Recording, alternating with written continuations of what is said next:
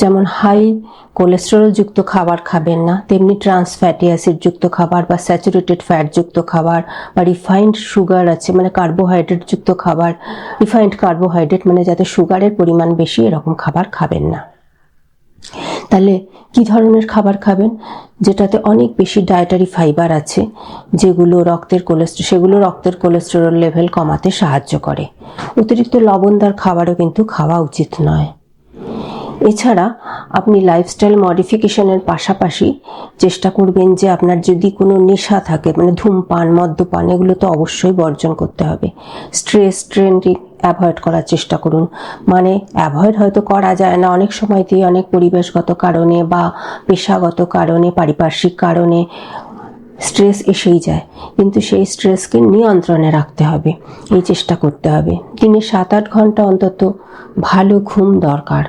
ঘুম কম হলে কিন্তু স্ট্রেস বাড়বে এবং স্ট্রেস বাড়লে রক্তে কোলেস্টেরল লেভেলও বেড়ে যেতে পারে। এছাড়া প্রচুর জল পান করতে হবে। দিনে অন্তত 3 থেকে 4 লিটার জল, বিশুদ্ধ পানীয় জল পান করতে হবে।